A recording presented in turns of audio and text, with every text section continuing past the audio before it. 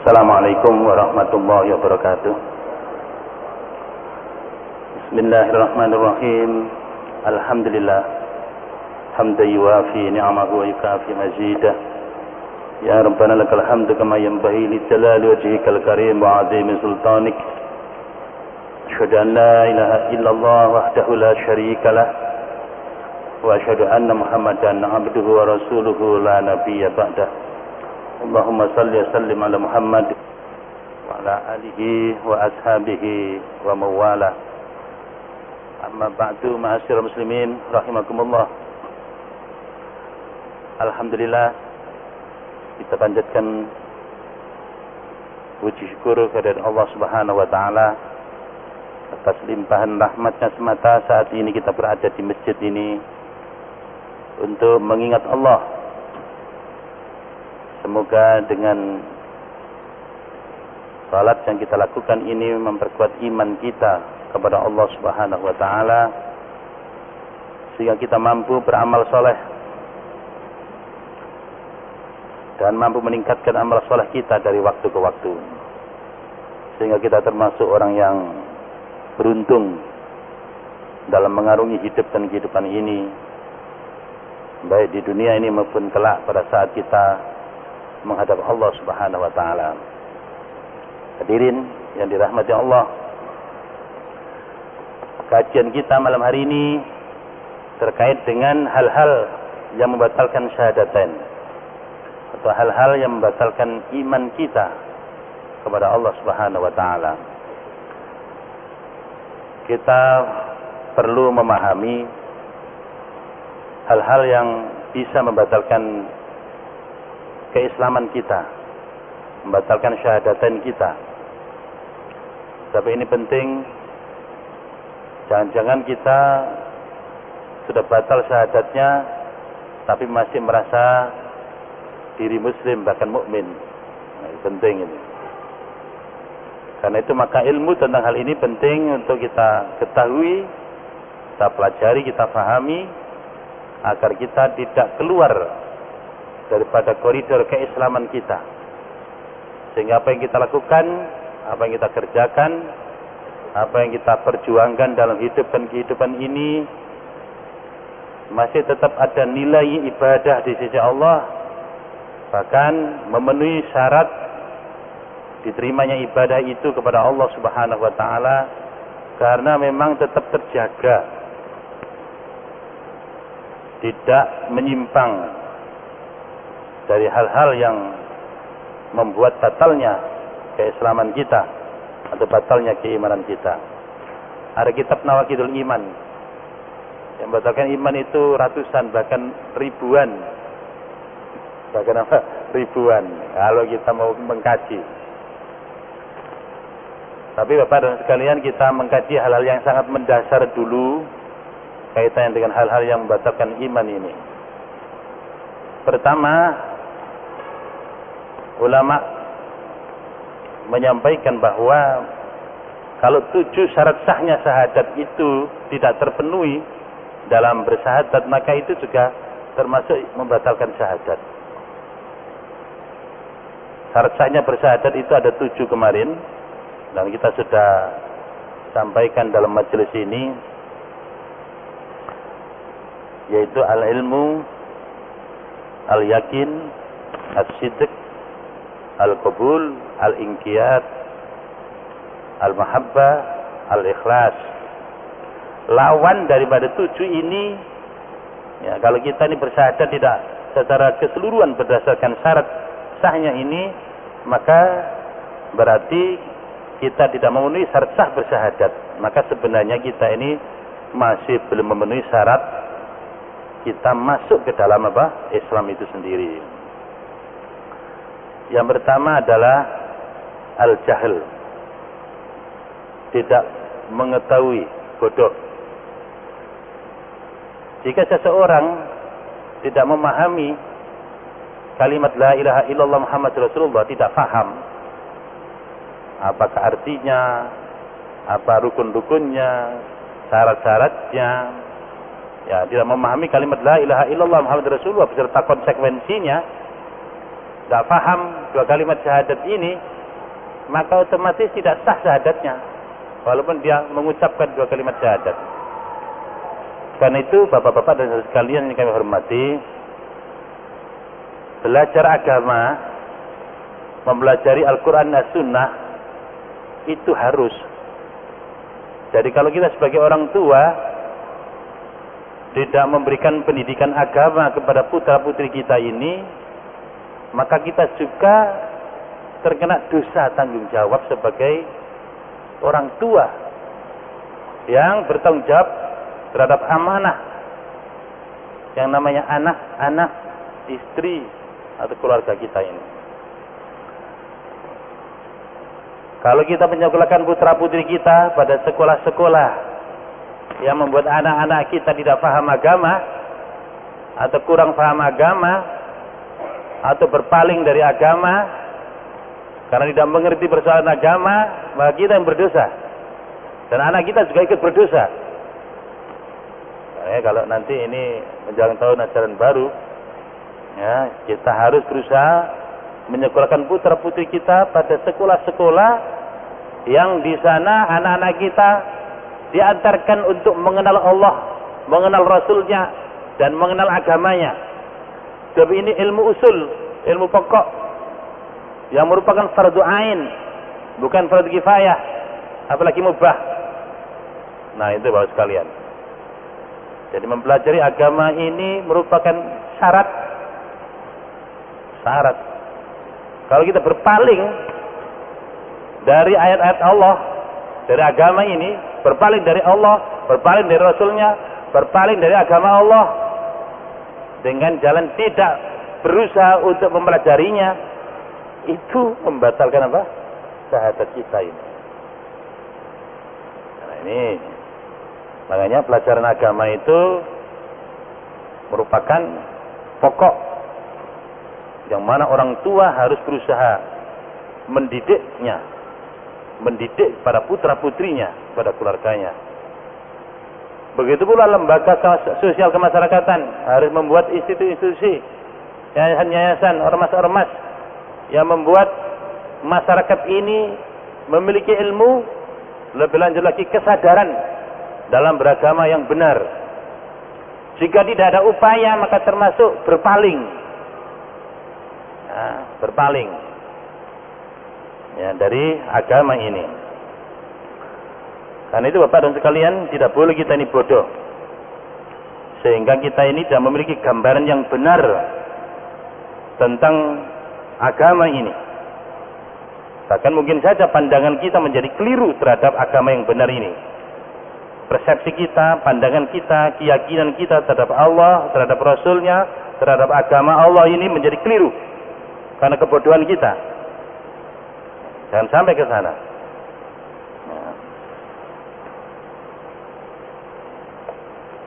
Karena itu kita tidak boleh bodoh atau tidak mengerti terhadap kalimat La ilaha illallah Muhammadur Rasulullah.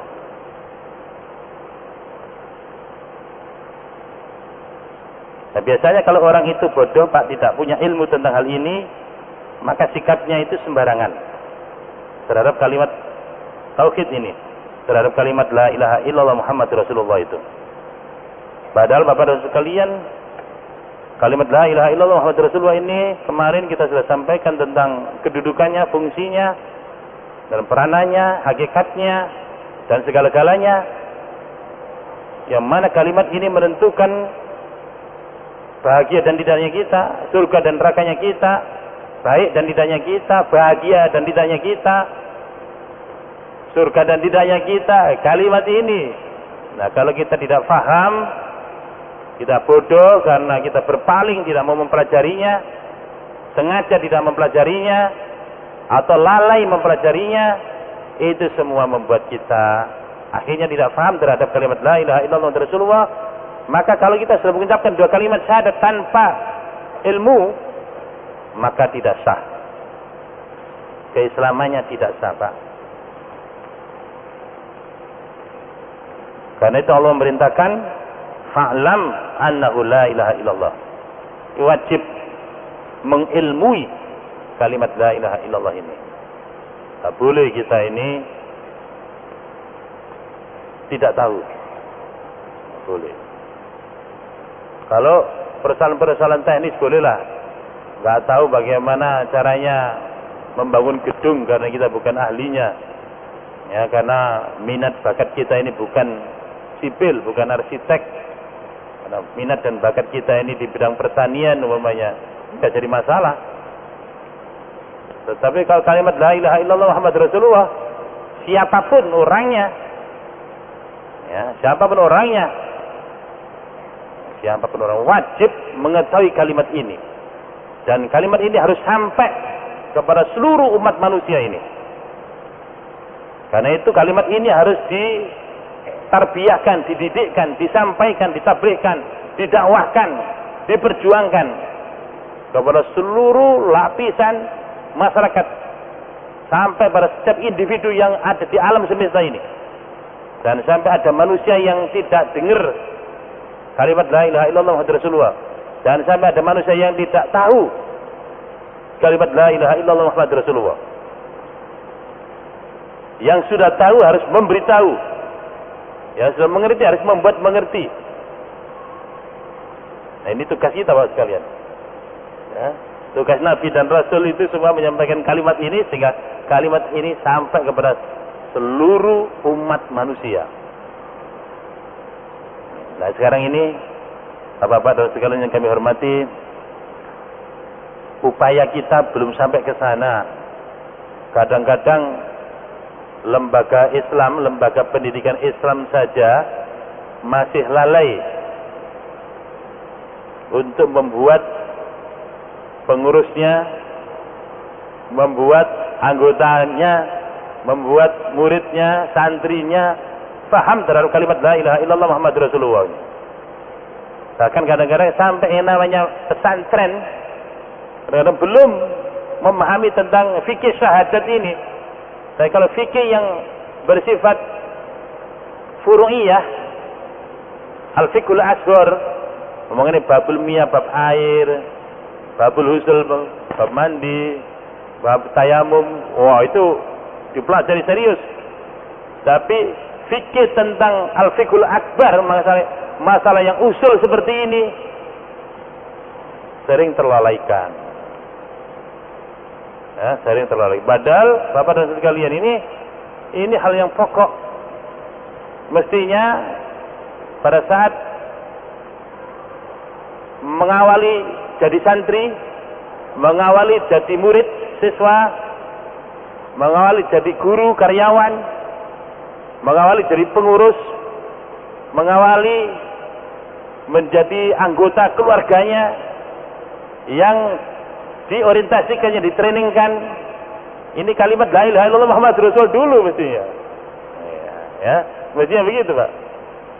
Jadi ada MOS, masa orientasi siswa, masa orientasi mahasiswa, masa orientasi karyawan, masa orientasi menjelang nikah, katakan begitu suami istri. Nah, ini. Maka mestinya ini duduk dulu. Ayo, fikih syahadat harus paham dulu. Gitu, sehingga mengerti ya, apa kalimat yang harus mengikat hidup dan kehidupannya, yang mengikat seluruh kegiatannya, yang mengikat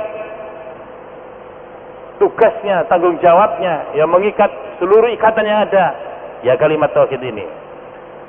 Bapak dan saudara sekalian kami hormati, karena itu ini harus menjadi perhatian yang seksama dari kita semua, karena ini yang menjadi perhatian daripada seluruh Nabi dan Rasul. Dan inti dakwah Rasul adalah kalimat la ilaha illallah ini, membuat umatnya mengerti kalimat ini dan bersyahadat dengan kalimat ini. Dan inilah pintu gerbang keislaman seseorang, pintu masuk ke dalam kehidupan yang membahagiakan, yang menyelamatkan. Bapak dan sekalian, nah, makanya perlu kita ini lihat, wah, manusia-manusia ini kalau mau mempelajari bahasa Inggris dengan bayar mahal, mau kursus matematika, IPA dan seterusnya bayar mahal, mau. ngaji ke masjid gratis, tidak mau. Pak, ya, mari Pak, ini kita perhatikan ini. Ini merupakan indikasi kalau sikap kita kepada hal yang pokok ini masih rendah, bahkan melalaikan, menyepelekan, bahkan dikatakan berpaling. Kalau sengaja kita ini berpaling, maka itu termasuk kufur, Pak. Namanya kufrul i'rad. Kafir karena kita berpaling dari ajaran Allah, dari Al-Quran, dari As-Sunnah, dari Allah dan Rasulnya. Nah, itu Bapak sekalian, karena itu maka yang begini-begini syahadatnya berarti nggak benar sudah, ya tidak terpenuhi syaratnya, sehingga belum sampai kepada keislaman yang benar. Nah, kita lihat realitas masyarakat kita masih jauh Bapak dan sekalian, dan inilah tugas kita untuk mengantarkan masyarakat ini supaya tidak dolim, supaya bisa menempatkan sesuatu pada tempatnya secara proporsional. Yang penting ya dipentingkan, yang utama ya diutamakan, yang kurang penting ya kurang penting, yang tidak penting ya tidak penting, begitu. Nah, ilmu yang sangat penting diremehkan. Nah, itu namanya terjadi kedoliman. Ilmu tentang Allah, ilmu tentang Rasulnya, ilmu tentang agama Allah itu sangat penting, asas, usul, pokok. Karena itu fardu ain. Nah, malah ini yang kurang mendapatkan apa? Perhatian. Kalau di sekolah umum seminggu 1 jam 2 jam sekedar formalitas pelajaran agama, betul Pak ya? Tidak apa? Formalitas, iya Pak? Nah, begitu. Sekedar formalitas. Kadang-kadang ada sekolah agama mempelajari agama sekedar untuk kelulusan. Loh, itu juga ada. Atau diunaskan supaya seakan-akan yang begini ini semuanya adalah merupakan bentuk kelalaian, ya, kecerobohan. Karena memang kita ada kesengajaan, ya, untuk tidak menempatkan sesuatu pada tempatnya, yaitu yang penting dipentingkan, yang tidak penting ya tidak dipentingkan, begitu. Baik Bapak sekalian berbahagia, jadi kalau kita ini sengaja tidak mau tahu tentang la ilaha illallah Muhammad Rasulullah, tentang Allah dan Rasulnya, tentang agama Allah, maka batallah ya syahadat kita. Bahkan tidak memenuhi syarat sahnya syahadat, sehingga dianggap belum pernah bersyahadat walaupun sudah membaca 2 kalimat apa? Syahadat. Yang kedua yaitu ar-raib, asyak. Lawannya al-yakin, Mbak. Mari kan syarat-sahnya bersyahadat itu adalah yakin.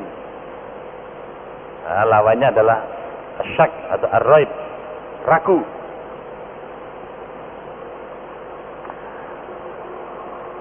Ragu ini bahkan berbaginya berarti ini di dalam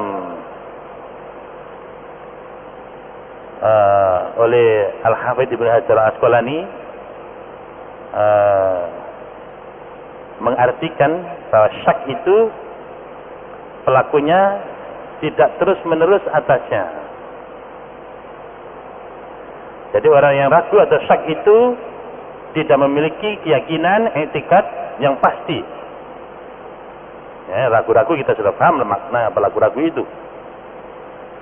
Jadi kalau kita ini ragu terhadap Allah, terhadap Rasulnya, ragu terhadap apa yang datang dari Allah, yang datang dari Rasulnya, ragu terhadap Al-Quran, ragu terhadap As-Sunnah, satu ayat saja, satu hadis Nabi saja, perkataan Nabi, kita ragu, Pak, batal Pak.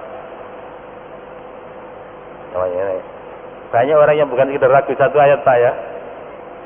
Nah, ragu.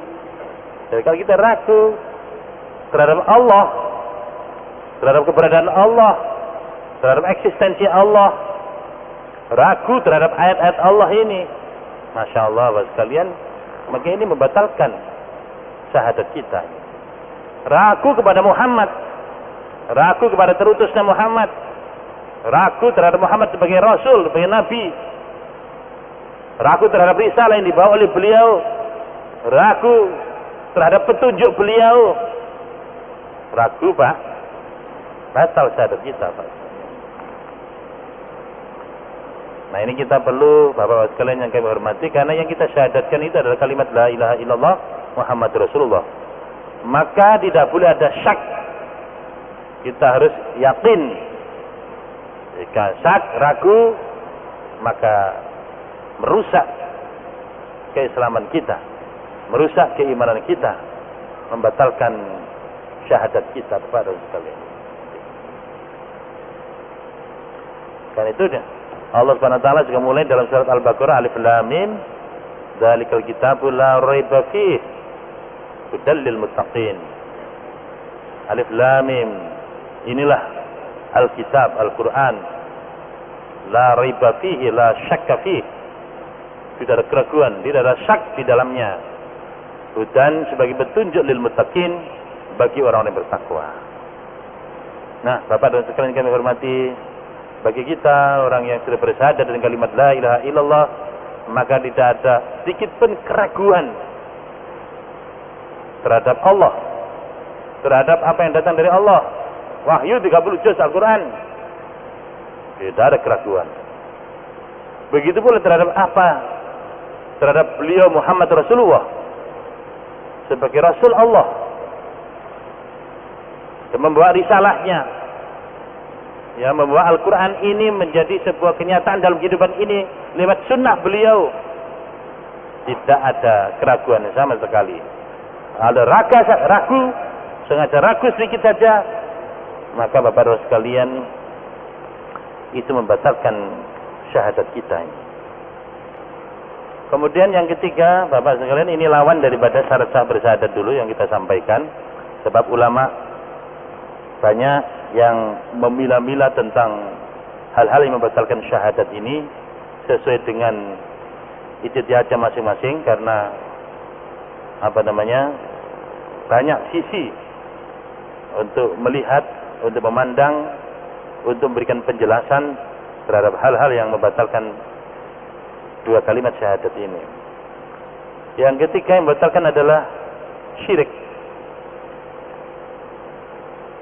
Syirik ini lawannya al-ikhlas. Syirik ini mempersekutukan Allah, baik dalam zatnya, dalam perbuatannya, dalam sifat-sifatnya, baik secara rububiyah, uluhiyah, maupun al-asma wa sifat.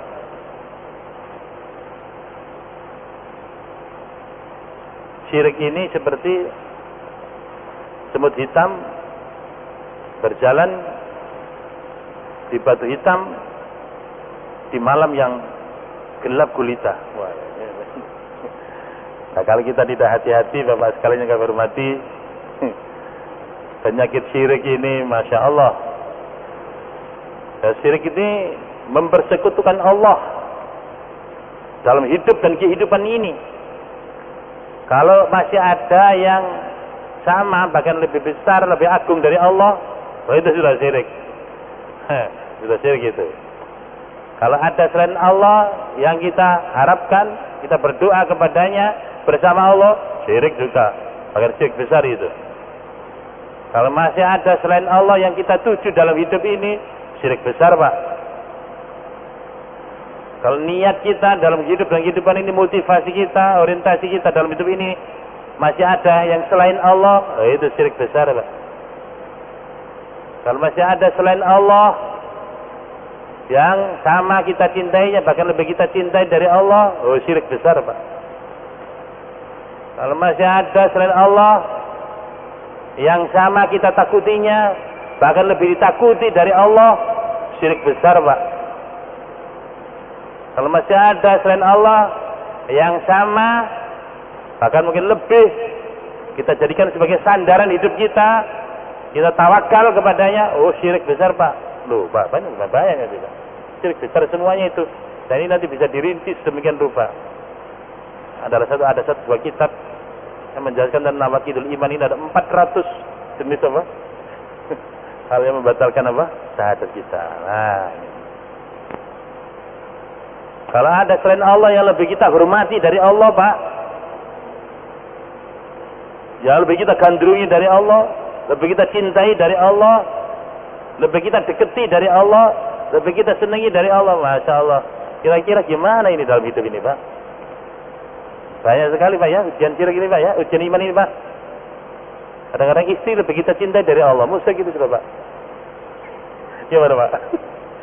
Ada azan berkumandang, masih asik dengan istrinya, loh. Itu berarti pada saat itu lebih cinta istri daripada apa? Allah Subhanahu wa taala. Masya Allah. Ada tandingannya Allah dalam hidup ini. Padahal kita ini mencintai istri harus karena cintanya kepada Allah. Mencintai Muhammad Rasulullah karena cintanya kepada Allah. Mencintai sesama mukmin karena cintanya kepada Allah. Begitu, Pak, mesti begitu. Jadi hakikat cinta itu sebenarnya kepada Allah saja. Apa dan siapa yang dicintai oleh Allah, itulah yang kita cintai. Apa dan siapa yang dibenci oleh Allah, itulah yang kita benci. Itu konsekuensi daripada kalimat la ilaha illallah ini. Kita memiliki sikap al-wala wal-bara yang jelas dalam hidup ini. Bapak-bapak dan saudara sekalian yang dihormati, dan begini-begini ini perlu kita perhatikan pelan-pelan dengan seksama sampai iman ini terbentuk, terbangun di dalam diri kita ini.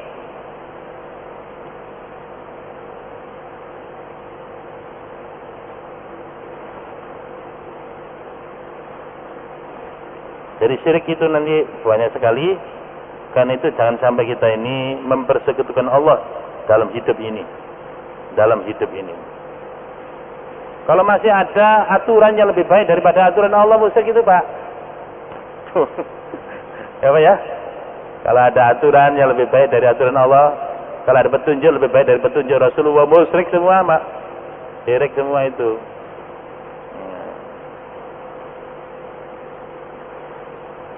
Yang begini-begini ini kalau tidak kita fahamkan kepada diri kita, kepada anak kita, istri kita, bisa jadi sudah berkali-kali melakukan syirik tetapi tidak disadari. Tidak apa? Tidak disadari.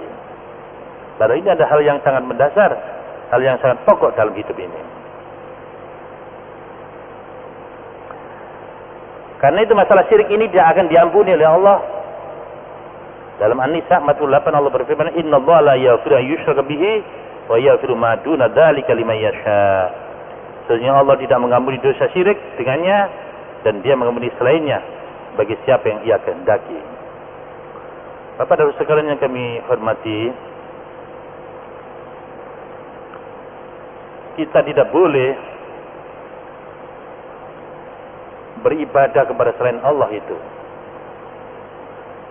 Kalau masih ada kita di samping beribadah kepada Allah, beribadah kepada yang lain, itu musyrik. Dan kemarin sudah disampaikan bahwa ibadah itu bukan sekedar kita berada di masjid sholat seperti itu, atau seperti orang menyembah patung seperti itu, tidak. Tapi ibadah itu menyangkut seluruh aspek hidup dan kehidupan ini. Karena ibadah itu adalah merupakan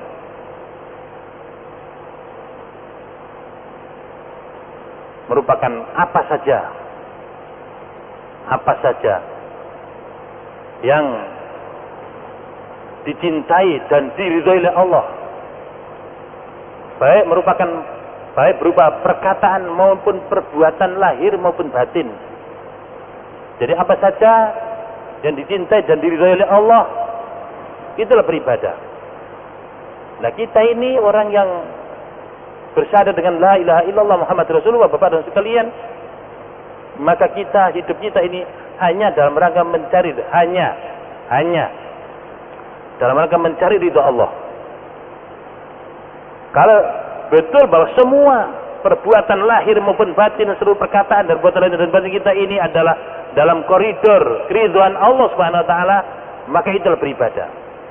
Karena itu beribadah itu kapan saja, di mana saja, tidak hanya di masjid, ketika di istana, ketika di kantor, ketika di jalan, ketika di pasar, ketika di pengadilan, ketika di pasar, di mana saja. Karena itu beribadah itu berarti mewujudkan Islam dalam hidup dan kehidupan ini. Ya, di dunia legislatif, di dunia eksekutif, di dunia yudikatif, di dunia bisnis, di dunia pendidikan, di tengah masyarakat, dalam semua aspeknya. Kalau dengan Islam, dengan syariat Islam, baru dikatakan beribadah, Pak. Kalau tidak, maka tidak dikatakan beribadah. Jadi konsekuensi la ilaha illallah itu adalah menegakkan Islam ini kapan saja, di mana saja, dalam kehidupan apa saja. Jika tidak, maka berarti dia sudah syirik, Pak. Apa? Syirik. Ada sekutu dari Allah, ada tandingan dari Allah yang berhak untuk membuat aturan, membuat sistem, membuat hukum, membuat apa saja yang ditunduki, ditakuti, yang ditaati, disandari, dan lain sebagainya. Nah, ini hal-hal yang sangat mendasar begini perlu difahami, karena memang hidup ini hakikatnya adalah urusan kita dengan Allah, Pak. Hidup ini hakikatnya adalah urusan kita ini dengan Allah, tidak dengan siapa-siapa, Pak. Presiden itu nanti jauh urusannya dengan Allah loh, Pak. Loh, Pak. Presiden itu nanti bertanggung jawab kepada siapa, Pak? Pada Allah, Pak. Presiden itu nanti bertanggung jawab kepada Allah, Pak. Ya, dipertanggungjawabkan uang ribuan triliun untuk anggaran tahunan itu, Pak. Dan yang dipertanggungjawabkan itu bukan dirinya sendiri, Pak. Rakyat. Kalau presiden Indonesia ya rakyat seluruh apa?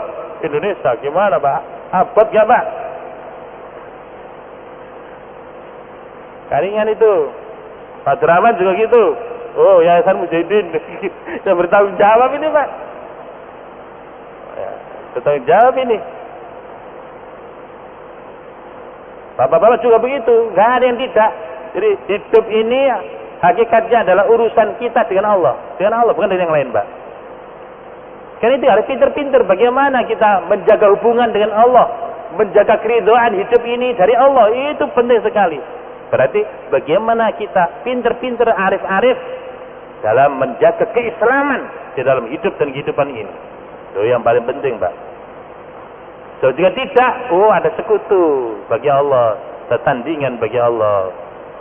Nah, makanya itu tadi, semut hitam di batu hitam, di malam yang gelap gulita. Jangan-jangan sudah terlalu banyak kesyirikan yang menghinggapi hidup kita ini dan kita tidak sadari, ya, sehingga amal kita ini terhapus dan terhapus terus. Nah, bapak sekalian yang kami hormati.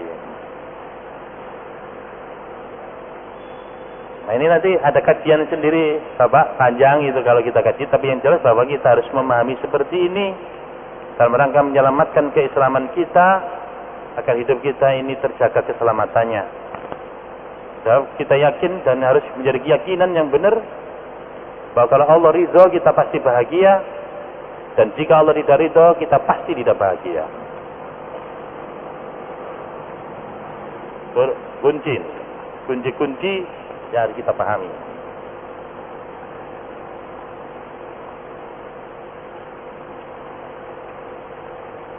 Bapak-bapak yang kami hormati, nanti bab syirik kita akan kita baca sendiri karena itu masih menyangkut hal yang bersifat umum.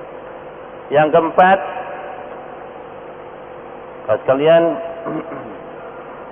bohong. Arsitek, lawannya arsitek adalah apa? Al-kidb. Bohong. Tidak boleh kita ini mengucapkan dua kalimat syahadat, lisan kita menyatakan diri muslim, tapi hatinya mengingkari apa yang diucapkan. Menyatakan la ilaha illallah Muhammadur Rasulullah, tapi hatinya sebaliknya. Sehingga selanjutnya menampakkan keislaman, aktif di masjid dan lain sebagainya, tapi sebenarnya hatinya mendustakan apa yang di permukaan. Apa yang di permukaan? Dusta. Nah, itu. Jadi ini membatalkan syahadatnya, bahkan tidak memenuhi syarat syahadatnya. Nah.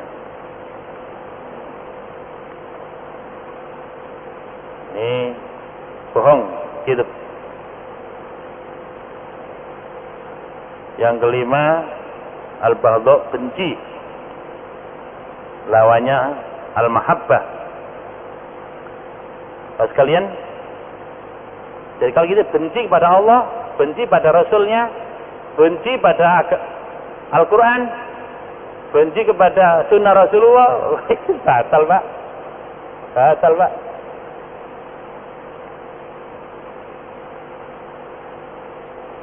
Benci kepada apa dan siapa yang dicintai oleh Allah dan Rasulnya, itu juga batal Pak. Oh, yang dicintai oleh Allah dan Rasulnya kok kita benci? Nah, ya Pak. Nah ini jangan sampai ada kebencian kita kepada Allah dan Rasulnya, kepada apa yang dicintai oleh Allah dan Rasulnya. Sebab kalau itu kita lakukan maka membatalkan syahadat kita ini. Kemudian berikutnya adalah sahabat sekalian,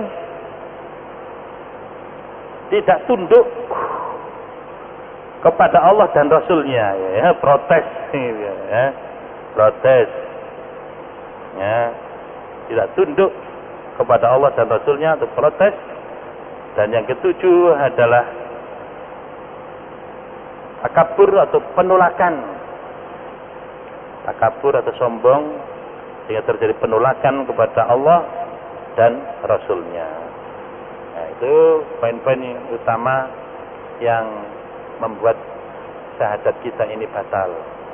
Insya Allah nanti kita uraikan satu-satu Pak Ima ya, supaya agak jelas sedikit ya. Nanti dalam bentuk perkataan, dalam bentuk perbuatan, dalam bentuk hati, ya.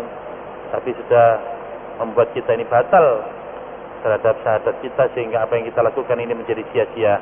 Kan sayang Pak ya, sayang kita sudah berkorban, berjuang, tetapi karena kita tidak tahu, ya, sehingga kita sudah menyimpang, tapi akhirnya kita tidak tahu, merasa benar saja. Nah ini akhirnya menjadi persoalan. Saya kira demikian Bapak-Bapak sekalian pengantar tentang nawaqidul iman atau nawaqidus syahadatain, hal-hal yang merusak dan membatalkan apa? Syahadat kita, iman kita kepada Allah Subhanahu wa taala. Demikian, mudah-mudahan ada guna dan manfaatnya. Kita sudahi dengan doa kafaratul majelis.